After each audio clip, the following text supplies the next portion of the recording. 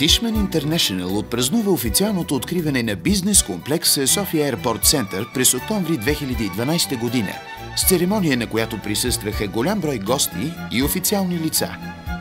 София Airport Center е първият бизнес проект в България, сертифициран по LEED, заради устойчивото си строителство и енергоспестяващите технологии. Първата изцяло офис сграда от комплекса предлага под наем гъвкави пространства, които откриват атрактивни нови възможности пред международни компании, насочили се към България за разширяване на своя бизнес. Господин Ливи и господин Едуардс очакваха пристигането на президента Плевнелиев, който ги поздрави сърдечно на входа, където те заедно с посланникът на Съединените щати в България, Марси Рийс, и Катерин Барбар, заместник ръководител на мисията на Великобритания в България, го посрещнаха. По-късно всички те взеха участие в церемонията по откриването. Разположена сред поддържана зелена паркова среда и централно езеро, екологичната офис сграда клас А е най-устойчивият проект, изграден до момента в България. Близостта и до международно летище София и главните републикански и градски пътни артерии прави локацията й подходяща за различни видове бизнес. След като гостите се насочиха към главния вход на офис сградата, господин Ливи и господин Едуардс придружиха официалните лица вътре, в луксозното лоби. Там те откриха поставената на централно място почетна плоча, която беше специално изработена, за да отбележи събитието. Последва обиколка на зимната градина, която с обилното количество дневна светлина, контролираната температура и стъклената си фасада ще предлага на наемателите и посетителите на сградата възможност целогодишно да се наслаждават на озеленяването и релаксиращата атмосфера.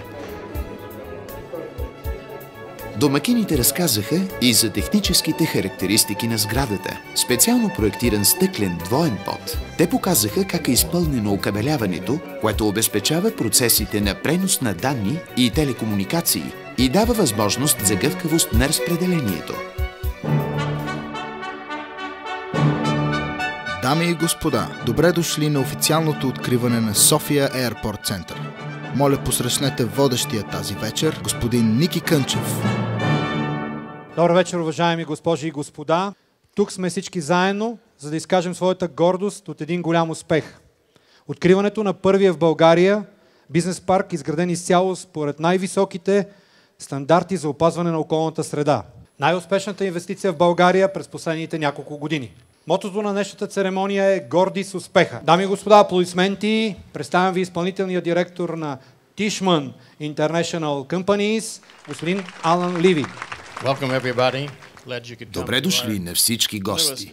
Радвам се, че успяхте да посетите нашия най-нов проект, който също, както нашето присъствие тук тази вечер, нямаше да бъде възможен без този човек.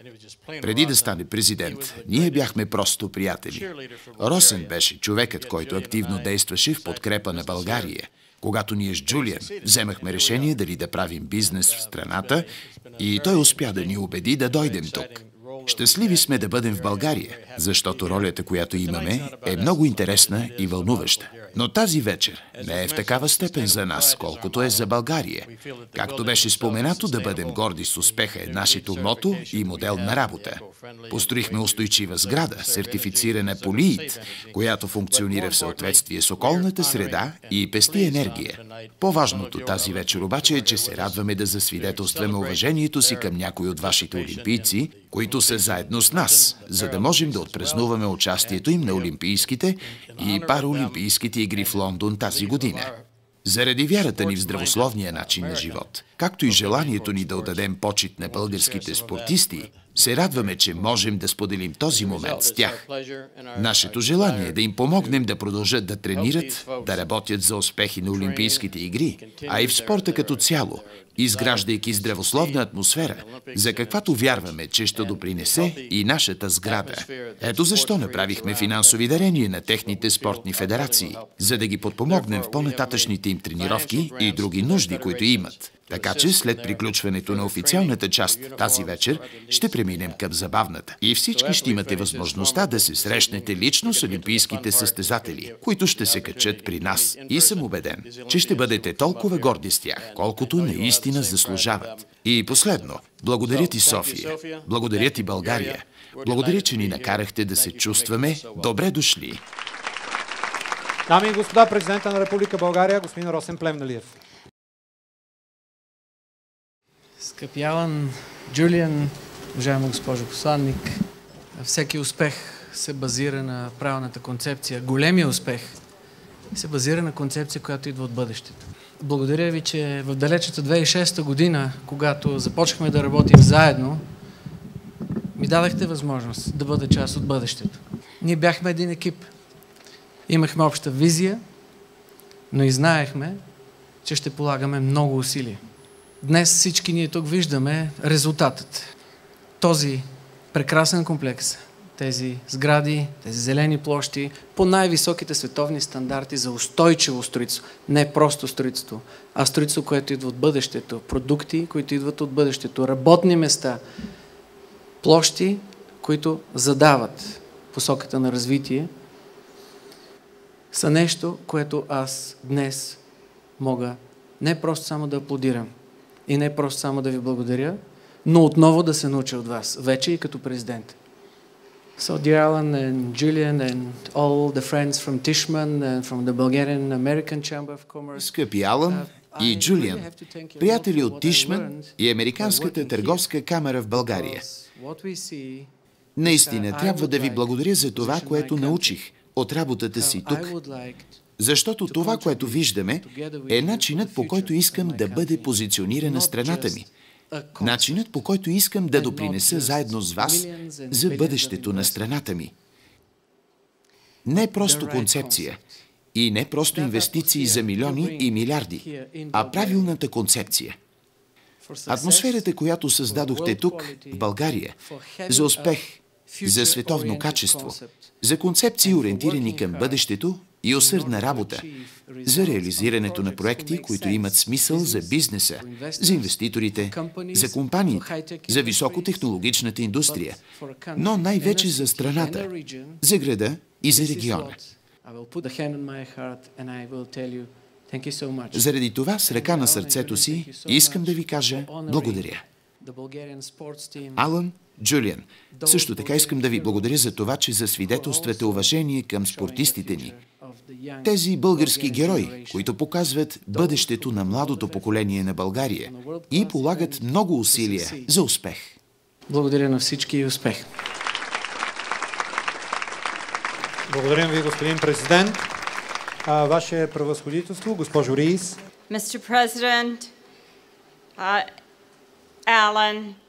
Господин президент, Алън, щастлива съм да бъда тук тази вечер. За мен е чест и удоволствие да бъда част от церемонията по откриването на София Airport Center. Обикаляйки сградата, бях впечатлена от невероятните технологични постижения, като климатизационната система, които са използвани и които правят тази сграда една от най-енергийно ефективните в България.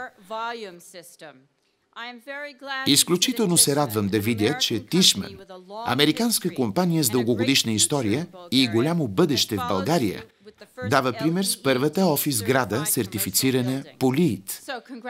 Така че поздравления за Tishman International и успех на София Airport Center. Благодаря ви и поздравления. Благодарим ви, аплодисменти, дами и господа.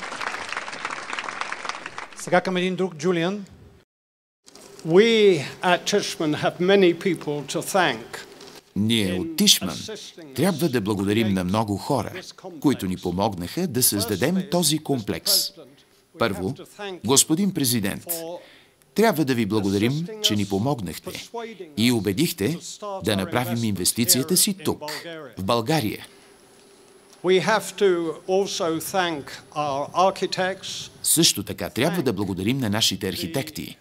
Компанията, осъществяваща проект менеджмент, както и изпълнителите, подизпълнителите и доставчиците, които взеха участие. Освен това, бих искал да благодаря на екипа на Тишман. Накрая, някои от вас сигурно са видели българския флаг в лобито на сградата. Това е флагът на България, който беше носен на откриването на Олимпийските игри в Лондон. И ние решихме да направим своя принос, като го придобием и поставим в лобито на сградата.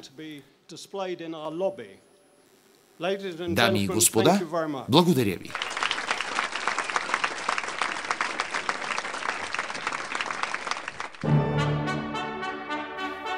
Дами и господа, кулминацията на официалната част на вечерта – прерязването на лентата.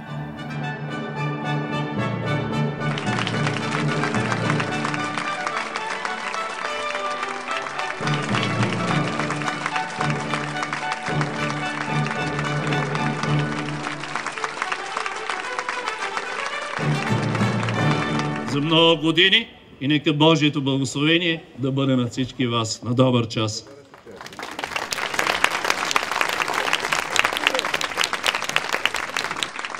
И сега, позволете ми да поканя на сцената олимпийските и параолимпийските ни състезатели.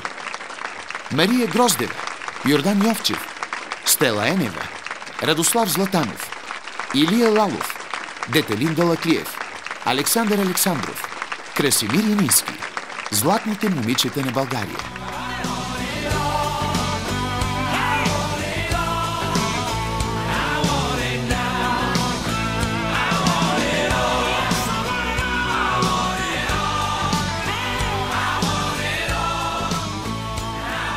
Господин Йовчев, какво беше усещането, когато носихте флага? Аз първо искам да благодаря, че успяха да донесат все пак българския флаг, който беше на Олимпийските игри. И все пак благодаря, че напоканихте да бъдем част от откриването на тази страхотна сграда. Искам да поздравя фирмата с тази нова екологична сграда, която освен другото е и с всички удобства и достъп за хората с увреждания. Надявам се съвместно и те, и ние да постигнем още по-високи успехи. Благодаря. Завършването на тази ослепителна нова офис сграда бележи и приключването на първата фаза на София Airport Center, като бъдещите планове предвиждат изграждането на допълнителни офис и логистични площи, както и на хотел от международна верига. Тишман ще продължи да добави удобства към богато озеленения комплекс, предлагащ на своите наематели уникална паркова среда с градини и централно езеро.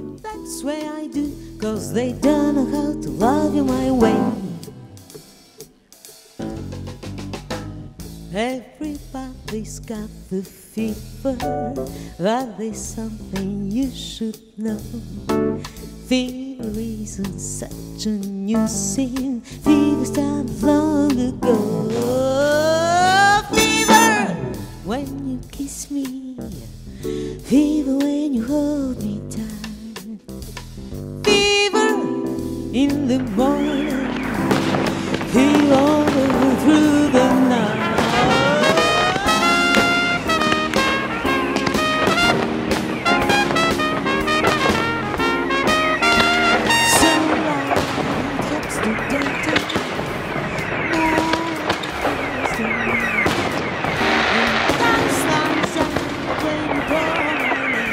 They don't